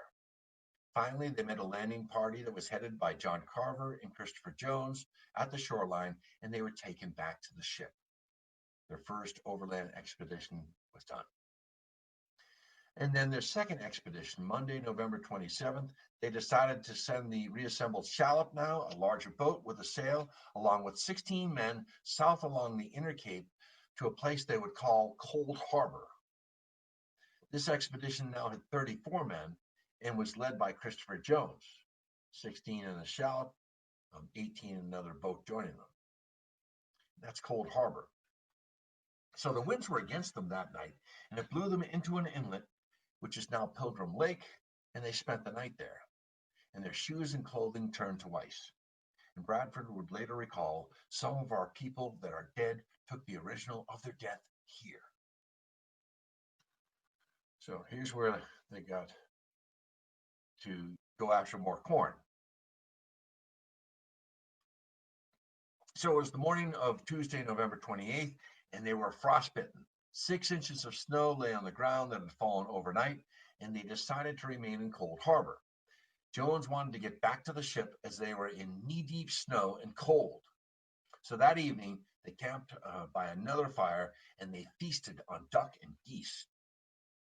And the next morning, the 29th, they went looking for Cornhill, which was now obscured by the snow cover. They finally found it and located more stores of corn. But this time, they took it all. Christopher Jones, along with some invalid men who were freezing, took it back to the shallop, and he sailed it back to the Mayflower. Standish stayed behind with 18 men, and they struck up camp again. Now, Christopher Jones was to pick them up the following day, Thursday, November 30th. And that morning, Standish began to search for the indigenous peoples. They were nowhere to be found. Standish found another gravesite, and this time he decided to desecrate it. There they found the remains, what seemed to be of a European, with yellow hair, a sailor's sack, a knife, and a sewing needle. And next to him lay a child with a tiny wooden bow. Later that day, they found recently abandoned wigwams. They took articles at their pleasing and left nothing in return. So, looting and ransacking graves, corn stores, and villages would not endear them to the native inhabitants. They were picked up by the shallop that evening. They now understood that Pamet was not a proper place to settle. One of their pilots, Robert Coppin, vaguely recalled from a fishing expedition years earlier that there was a protected harbor with a river about 20 or so miles across the bay. He called it Thievish Harbor because the natives had stolen his company's harpoons. He's talking about Plymouth Harbor. On Wednesday, December 6th, they set out on their third expedition with John Clark and Robert Coffin leading.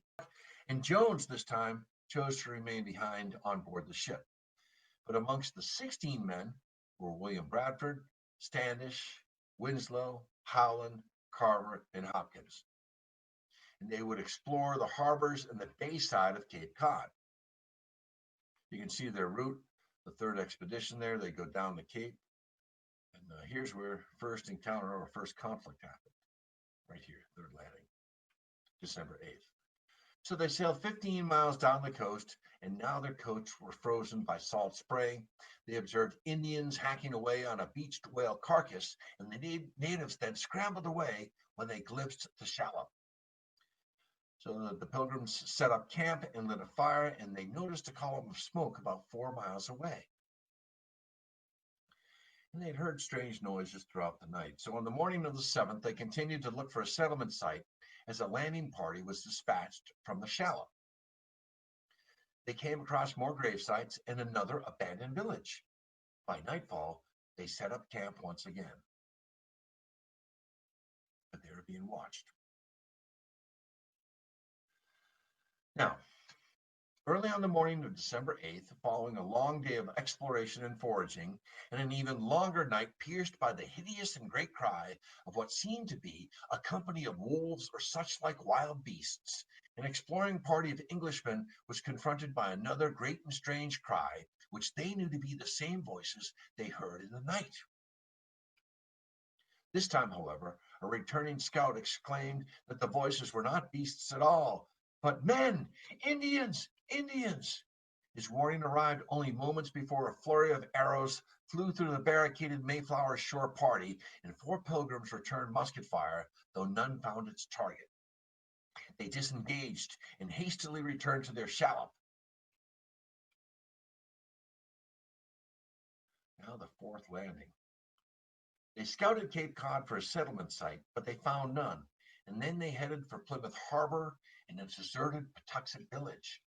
But as they rounded Saquesh Head, which is the Gurnet there on the map there, they encountered a fierce snowstorm near Clark's Island, and the wind snapped the shallop's mast and broke their rudder.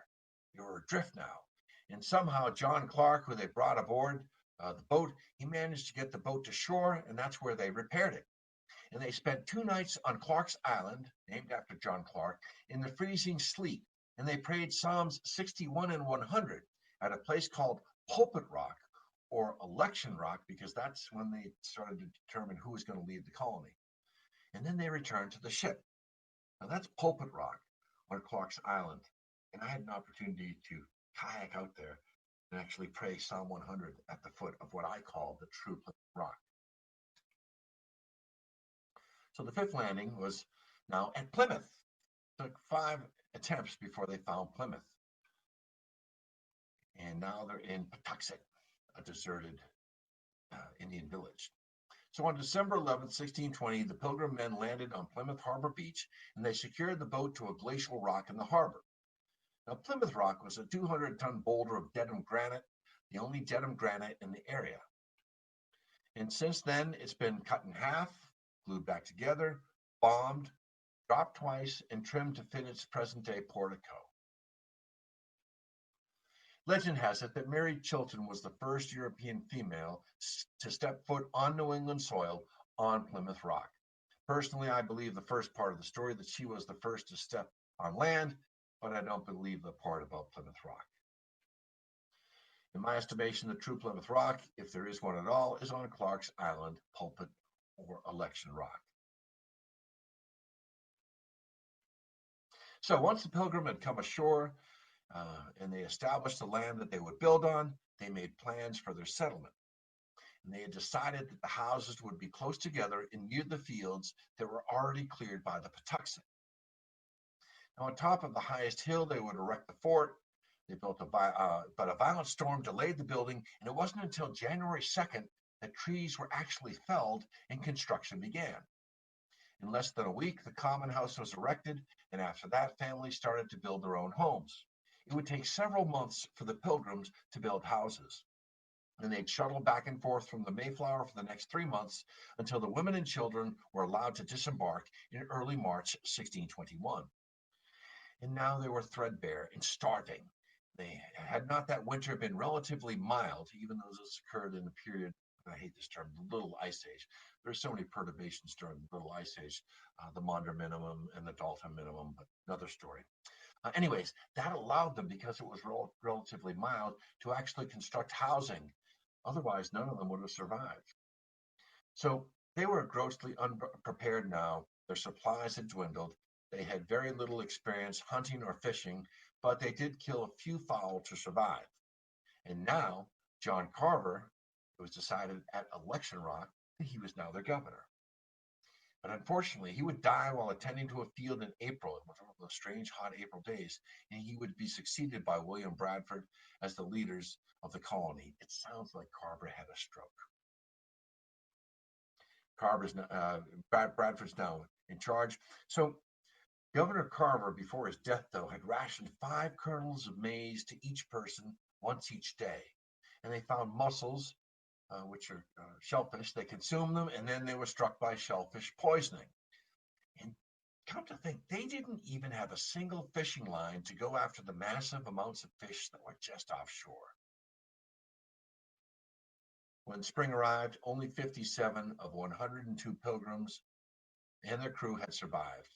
17 were children, and now hunger and malnutrition led to disease, namely vitamin deficiencies like scurvy, pneumonia, and eventually death. 18 pilgrims died in January, 17 in February, 13 in March. And the Pilgrims buried their dead at night in unmarked graves because they did not want the Native Americans to know how many had died, and fearing attack, they would actually prop up the dying against trees with muskets in hand to trick the natives into thinking that they were sentinels. How arrogant and naive is that? So now the Pilgrims are buried, and their descendants will desecrate the Pilgrims' graves. After a storm of 1735, a torrent pouring down Middle Street made a ravine in Coles Hill and washed many human remains down into the harbor. The Pilgrims did not settle at where modern-day Plymouth Plantation is. They settled at Coles Hill. That was where they first built the houses. Anyways, in 1809, a skull with especially fine teeth was exposed. And in 1855, these graves were exposed in laying the public conduit on Coles Hill, where today there's a sarcophagus in their commemoration. That's it right there. In one grave lay two skeletons pronounced by surgeons to be male and female. And the man had a particularly noble forehead, and it was fondly surmised that here were the remains of John and Catherine Carver. And they found a new grave on Old Burial Hill, but the other relics with barbaric taste were actually placed in the top of the stone canopy over Plymouth Rock. And in 1879, during some work on the southeast side of the hill, many more bones were unearthed, and some, with questionable taste, were carried away by the spectators in remembrance of their renowned sires. That's the portico, the original portico of Plymouth Rock. The Lost Plymouth Children. Jasper Moore, age 7th, on board, December 6th, 1620, on the Mayflower. Solomon Prower, age 14 to 17, in December. Eleanor Ellen Moore, age 8, in Plymouth, January of 1621, from pneumonia. Mary Moore, age 4, winter of 1620. Joseph Mullins, age 14, February 22nd through the 28th. The son of Thomas Tinker died, and both sons of John Turner. Now, on March 17th, they planted English herbs, vegetables, peas, wheat, and barley. But the wheat the Pilgrims had brought with them would not grow in the rocky, acidic New England soil and sandy soil. So they harvested reeds from the marshes now, and they thatched their roofs, and they scouted for natives. Little did they know the natives were watching them at all times. So although the military men and Commander Miles Standish had been shot at by Indians on Cape Cod, the Pilgrims had yet to meet the terrible savages. Let's talk about Miles Standish. Born 1584, died 1656. The men of Plymouth Colony continued to re-elect Miles Standish as commander of military affairs for the remainder of his life. And Bradford and Standish were frequently preoccupied with the complex task of reacting to threats against both the Pilgrims and the Pokanoket tribes, such as the Massasoit and the Narragansett. There's a complex weave of rivalries here and setting different tribes up against different tribes. But a defining characteristic of Standish's military leadership was his proclivity for preemptive action, which resulted in at least 2 attacks or small skirmishes on different groups of Native Americans, namely the Nemasket Raid, followed by the Wessagusset Massacre. Now, the terrible savages had been watching the Pilgrims from the safety of surrounding woods, and they were learning everything they could about these new settlers who were encroaching on their land, the squatters. And their previous experience with white men had made them cautious and suspicious, and they brought diseases with them. But natives were eager to trade as they had a fascination with European trinkets, weapons, kettles, pork, and alcohol. Samoset was the first Native American to make contact with the Pilgrims. And on March 16, 1621, the settlers were more than surprised when Samoset went into Plymouth and greeted them in English, which he had learned from English traders in Maine. And that's where Samoset was from, which was part of the Wampanoag tribe, the Wampanoag Federation. But he was a Sagamore, which is a subordinate chief of his tribe, and he was visiting Chief Massasoit. And he had learned his broken English from the English fishermen that came to fish off of his Monhegan Island. So, with a hand raised in friendship, Samoset greeted the Pilgrims in English, saying, "Welcome, Englishmen." And then he asked if they had any beer. True story. The Pilgrims were astonished, and although he was friendly and dignified and he spoke their language, they greeted him cautiously. And he spent that night with the Pilgrims, and at first they attempted to sequester him on the Mayflower, but the sea was too rough, so he spent the night inside the fortification. Samoset now was Massasoit's temporary ambassador, and he had come into Plymouth after observing the Pilgrims. Now, he and Squanto had been surprised to return to their abandoned village after the winter and find that there were Englishmen living there. So Samoset departed the following morning, and he promised that he would return in a week with the local leader, the Sachem Massasoit. And this time, he also brought Squanto, who spoke much better English than Samoset. So for the next few days, Squanto acted as an interpreter while Governor Carver and Massasoit worked out a peace treaty that would last more than 50 years. So at this point, I think that Samoset becomes aware of Squanto's duplicity, and we'll go over that. Now, after March 22nd, 1621, just 6 days after he first walked into the village, Samoset disappears from the records and nothing more has been learned about him. My theory is that he returned to Maine, feeling unwanted by Massasoit, due to a deep-seated distrust of Squanto. Squanto was going to be the lead interpreter. Now, William Bradford loved Squanto as if he were his own son, even though he and Massasoit were suspicious of his motives. Squanto, speaking nearly fluent English, had a tremendous advantage over everyone, as he could communicate to both tribes and alter their words if he felt that it could put him in a better position politically, as he dreamed of being one day the sachem of the Wampanoag Federation. No, Asamakwi, we call him Massasoit, lived from circa 1581 to around the year 1661. So roughly he's 39 to 40. And he was the sachem of the Pokanoket and the leader of the Wampanoag Confederacy. Now, the term Massasoit means great sachem, and he was born in the Pokanoket village of Mount Hope, today's Warren and Bristol, Rhode Island. And some people say he was about 35 when the Pilgrims arrived. I think he was nearing 40. But Samoset had introduced himself to the Pilgrims as the envoy of Massasoit, whom he called the greatest commander of the country, and he arranged Massasoit's meeting with the colonists. And Massasoit negotiated a treaty guaranteeing the English their security in exchange for their alliance against the Narragansett. Again, the Narragansett had not been decimated by the Great Dying. His tribe, actually Massasoit's tribe, was decimated by two significant outbreaks of disease brought by the explorers during the previous 6 years. Typhus epidemic, and the Great Dying. Now, the Great Dying had wiped out 80% of Massasoit's warrior force, and now the Narragansett chief, Canonicus, whose people had not been affected by the plague because they used social distancing, they now demanded tribute in return for protection, which was actually subjugation from smaller tribes in the area, including Massasoit, the Wampanoag, the Nausetts, the Pequawset, the Massachusetts, etc. So Massasoit saw that an alliance with the Pilgrims could strengthen his defenses against the Narragansett. And they were already allied with the Massachusetts to the north and the Nauset to the east. So you can see here how closely the Wampanoag here and the Nauset, Massachusetts. And here's Mount Hope right on the border of Narragansett territory. So after the collapse of the beaver trade, Massasoit sold off tribal lands for a mere pittance.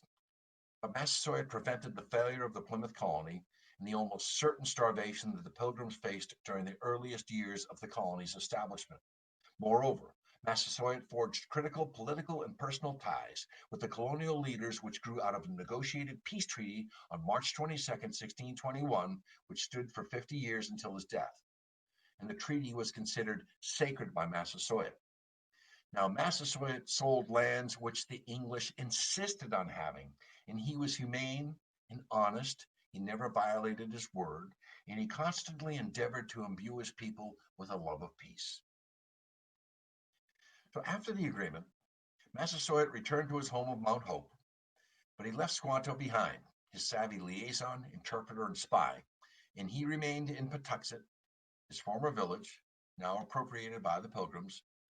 It was his original home before he had been sold into slavery. And in the months that he spent with the Pilgrims, Squanto taught them how to survive in the new place by pointing out poisonous plants and showing them how to use other plants as medicine. And he helped them get through their first full summer there by teaching them the native method of catching fish, eels, shellfish, deer, fowl, and other wildlife for food. And he explained how to get sap from the maple trees, trap animals, and dozens of other skills needed for their survival. Squanto taught the Pilgrims how to maximize land production with strategic planting of the three sisters. That is, drop herring into dug rows and cover them with soil. Then push the corn kernels into the topsoil. Then plant beans next to the corn so they could climb the stalks. And finally, plant pumpkin and squash between the rows. He showed the squirrel nests and skunk hideouts, and that following the bear paths would lead them to blueberry patches. He told them that the deer were active at sunrise and sundown, and he showed the Pilgrims the valleys where the deer tended to congregate in the winter. Squanto took the children to the meadows. They picked wild strawberries. He taught them how to dig up the native Jerusalem artichokes. And in midsummer, they would go to the cranberry bogs and gooseberry patches. And through the fall, they'd gather chestnuts, hickory nuts, walnuts, and hazelnuts. And then he paddled the boys out into the harbor in dugout canoes and set lobster pots made of resin and sinew. When the crops were growing, Squanto took the men into the forests where the turkeys dwelled, and he pointed out the nuts, seeds, and insects that the birds ate. Turkey was a term used by Pilgrims to mean any kind of wild fowl. And then, on April 5th, 1621, the citizens of Pilgrim, hungry, thin, and in threadbare clothes, watched the Mayflower set sail from Plymouth to return to the homeland of England, and not one Pilgrim asked to return. And the Mayflower arrived in just 1 month as opposed to the two that it took to come over, arriving in England on May 6th, 1621. Let's look at Pokanoket tribal order. There was a Sachem or chief, Massasoit, the Sagamore or subordinate chief, Quartakina, for instance, his brother. And then beneath the Sachem was a class of principal men called Atashkoag in Algonquian, which consisted of shamans called powwows or powers by the English, who mediated between the people and the god of healing, Hobomoko, called the Hobomok or the Hobomoki by the English. And the Panisok, or the Panis, they were both advisors and administrative delegates of the Sachem, who collected the annual tribute, the tax to the Sachem, and he led warriors into battle and advised on the distribution or the sale of land. Now, females could attain all of these principal roles, squaw Sachem you hear about in history, except for the Panis. That was reserved from that. So, throughout the season, others from Massasoit's family and the surrounding Wampanoag tribes would come into Plymouth and teach the Pilgrims how to survive in the New World. One of them, named Hobomok, would later become a praying Indian and a loyal emissary for the Puritans for the rest of his life. But he and Squanto quickly became rivals, and they were both prone to twisting the truth. Hobomok began living with the Pilgrims in the summer of 1621, their first summer. He was a Pokanoket Panis and a subordinate to Massasoit, whom he worshipped. He loved Massasoit. And on August 13th, he came into Plymouth Plantation, startled.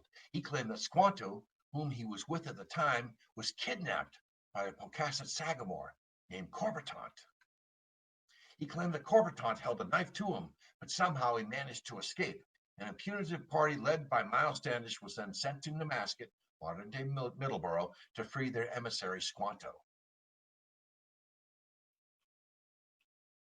Squanto was allegedly captured by Corbitant while gathering intelligence on behalf of Governor Bradford at the village of Nemasket, again present-day Middleborough. Corbitant, this is according to Hobomok, was thought to be plotting against Massasoit and the Pokanoket. Miles Standish, on Hobomok's word, then led a 10-man team from Plymouth to rescue Squanto, or, if he had been killed, to avenge him. So Standish's men descended on Nemasket at midnight. They fired their muskets all around and kicked down several huts in search of Squanto, and he terrified the natives, especially the women and children. And they claimed that Corbitant had already left the village. So 3 natives were wounded now, 2 seriously by musket fire. But where was Squanto? Hobomok called out to him, and suddenly Squanto came out of the woods unharmed, escorted by some Patuxet tribesmen. And I've thought about this. Was this a setup? Or were the tribesmen, when they heard the muskets, they knew the game was up? That's probably what they did. They were terrified, and they didn't have muskets at that point in time, and they turned over Squanto. So, although Standish had failed to capture Corbitant, the raid had the desired effect, because on September 13th, 1621, 9 sachems, including Corbitant, came to Plymouth to sign a treaty of loyalty to King James, and conflict for the time being was averted. Now, although Squanto worked at alliances, he was ended up distrusted by both the English and the Wampanoag, including the Nauset, as he sought to set the Massasoit against the Pokanoket and vice versa, always wriggling out of trouble at the last second. And later, Massasoit would even order his arrest. And in 1622, on his way back from a meeting to repair damaged relations between the Wampanoag and the Pilgrims, and also to secure more food and supplies, Squanto's nose suddenly began to bleed, and he became sick with a fever. And he died in Chatham, with historians and Bradford attributing his death to, quote, an Indian fever. And Governor William Bradford declared Squanto's death a great loss. Bradford said, "In this place Squanto fell sick of Indian fever, bleeding much at the nose, which the Indians take as a symptom of death, and within a few days died there, desiring the governor to pray for him, that he might go to the Englishman's God in heaven, and bequeathed sundry of his things to English friends, as remembrances of his love, of whom they had a great loss." So here's the question. How could Squanto have succumbed to an illness after he had been exposed to thousands of Europeans on several ships and on the streets of London and Madrid, and continual exposure to European traders? Was it a stroke or a cerebral hemorrhage? Or was he poisoned by the Nauset, who really disliked them?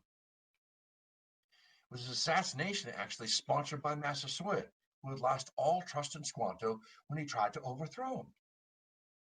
But we would not be here if it were not for Squanto. Thank you to Squanto. What your kid did to mine. Massasoit and Edward Winslow became close friends. And when Massasoit fell ill, Winslow rushed to his side and provided a concoction that may or may not have helped Massasoit recover. He also cooked him a chicken broth as well. So, at Massasoit's request, he scraped the mouths of villagers who were ravaged by influenza.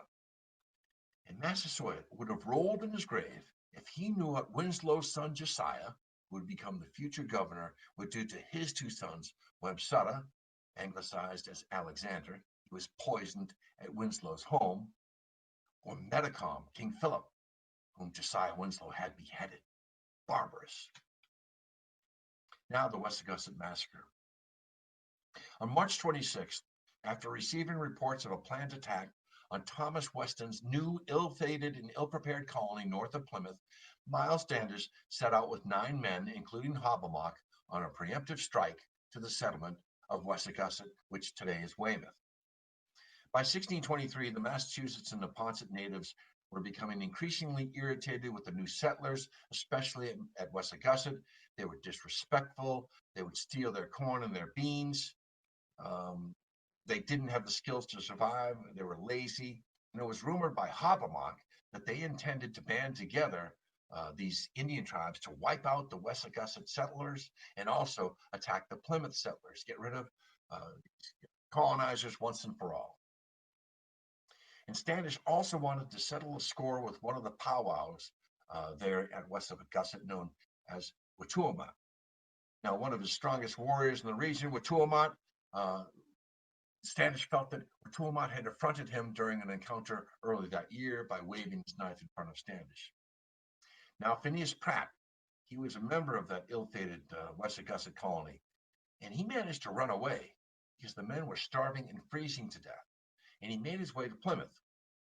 He was being followed by a native scout, so he started walking backwards to elude him, but then he got lost.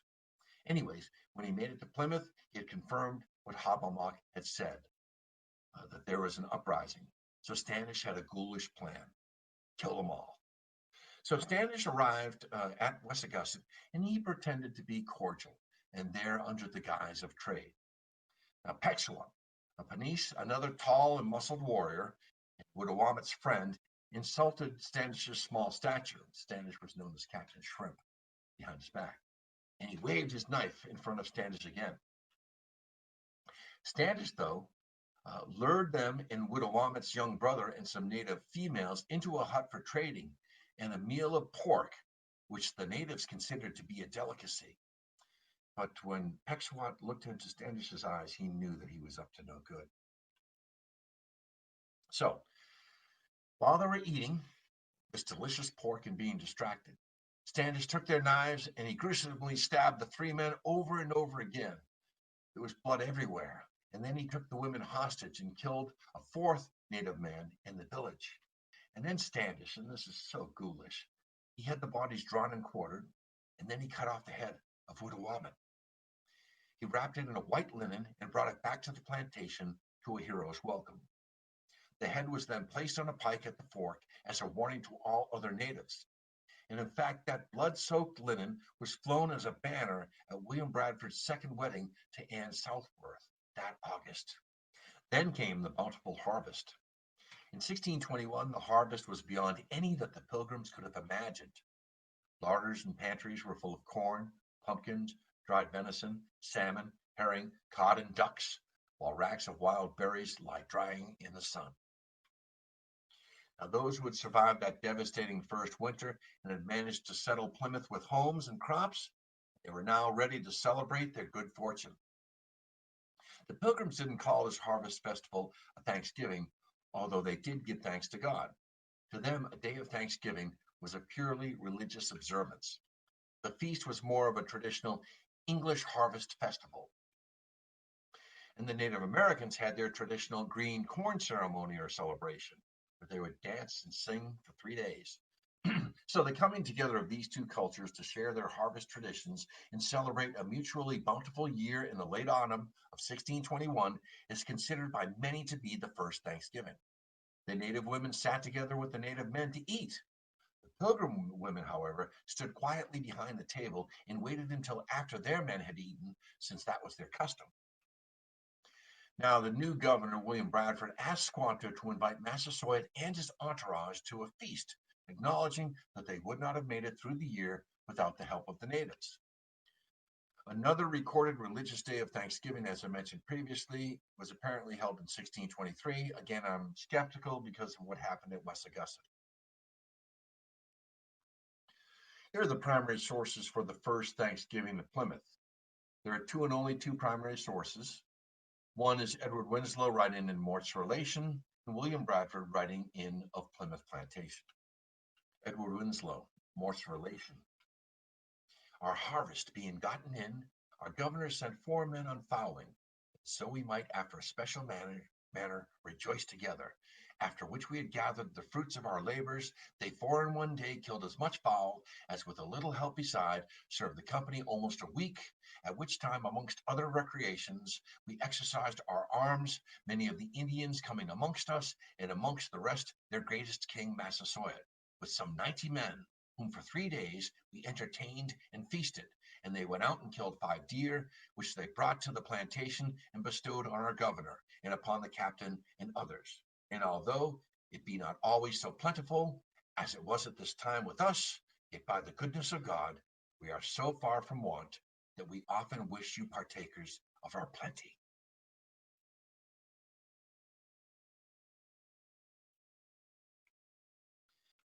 William Bradford of Plymouth Plantation. They began now to gather in the small harvest they had, and fit up their houses and dwellings against winter, being all well recovered in health and strength, and had all things in good plenty.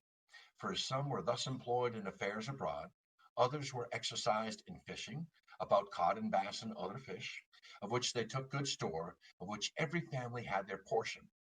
All the summer there was no want, and now began to come in store of fowl, as winter approached, of which this place did abound when they came first, but afterward decreased by degrees. And besides waterfowl, there was a great store of wild turkeys, of which they took many besides venison, etc. Besides, they had about a peck of meal a week to a person, or now since the harvest, Indian corn to that proportion, which made many afterwards write so largely of their plenty here to their friends in England, which were not feigned, but true reports.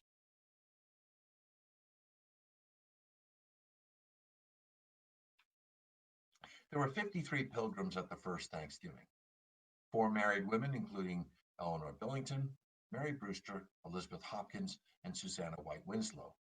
There were 5 adolescent girls, including Mary Chilton, age 14, and Priscilla Mullins, age 19, and Elizabeth Tilley, Constance Hopkins, and Dorothy the Carver's unnamed maidservant, perhaps 18 or 19.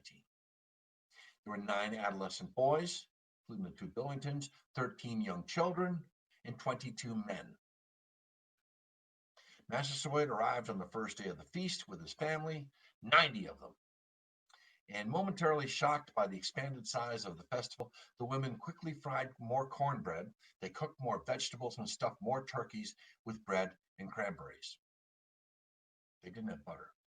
Seeing that the pilgrims were not prepared to feed a gathering of people that large for 3 days, Massasoit gave orders to his men within the first hour of his arrival to go home and bring back more food.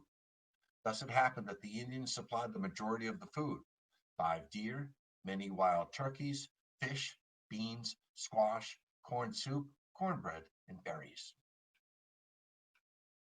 The supply of flour that the pilgrims brought over with them in the New World had long been diminished, so there was no bread or pastries of any kind except cornbread. However, they ate boiled pumpkin, and there was also no milk, butter, or cider, no domestic cattle for dairy products, no chickens, and the newly discovered potato was still considered by many Europeans at that time to be poisonous, tuba. But the feast included fish, berries, watercress, lobster, dried fruit, clams, venison, and plums. For 3 days, the Pilgrims and the Native Americans feasted, they sang, they danced, they played games, shot guns, fired arrows. Now, this Thanksgiving feast would not be repeated the following year, and many years would pass before it was repeated. In June of 1676, at the conclusion of King Philip's War, a gruesome war, celebrating the end of the war. It would be celebrated in October of 1777, when the 13 colonies joined in Thanksgiving for the victory over the British at Saratoga. And George Washington proclaimed a national day of Thanksgiving in 1789, but there was discord among the colonies, many feeling the hardships of a few pilgrims did not warrant a national holiday. In fact, Thomas Jefferson actually opposed the idea of having Thanksgiving. Eventually, the religious day of Thanksgiving and the Harvest Festival evolved into one single event, a yearly Thanksgiving proclaimed by individual governors for a Thursday in November. And the custom of an annual Thanksgiving celebrating abundance and family spread across America. So before it became a national holiday, Sarah Josepha Hale lobbied for it, writing to politicians, to magazines, and finally, after 40 years of campaigning for a national holiday of Thanksgiving, that's when President Lincoln issued a proclamation in 1863 proclaiming the last Thursday in November as the Thanksgiving holiday. But the unified date changed to the 4th Thursday, not always the final in November, and this was legislated by President Roosevelt. What about the first Thanksgiving? The claim of where the first Thanksgiving was held in the United States is up for debate. Author and teacher Robin Goya, along with Michael Gannon of the University of Florida, have argued that the earliest attested Thanksgiving celebration in what is now the United States was celebrated by the Spanish on September 8, 1565, in what is now the settlement of St. Augustine, Florida. Others say that they celebrated it in Jamestown as early as 1607, but we don't know. But what we do know is one of the oldest spice mixes in the country, Bell's, dates back to 1867 when William F. Bell of Newton, Massachusetts, created the blend from an old family recipe. Since then, nothing has changed. Come to think of it, Neither has the box. Salt-free, an all-natural blend of rosemary, oregano, sage, ginger, marjoram, thyme, and pepper with no added preservatives, additives, or artificial ingredients. Combined, bells, the aroma is pure Thanksgiving. Thanksgiving tradition since 1924, the Macy's Thanksgiving Day Parade and the annual Thanksgiving Day football games. The first Thanksgiving morning football game was played in 1882 at Morton Field in Wellesley, Mass, named West Needham at the time, and it's the oldest public high school rivalry. And of course, we have the Detroit Lions, who have played on Thanksgiving, every Thanksgiving since 1934, and they've virtually lost almost every single game. Poor Lions. There's been pardoning the turkey at the White House as a Thanksgiving tradition, Charlie Brown Thanksgiving, the turducken, and of course, Black Friday. So from this turkey to you, happy Thanksgiving. I'm John Horrigan. This has been the Pilgrims, 400 years after. Take care.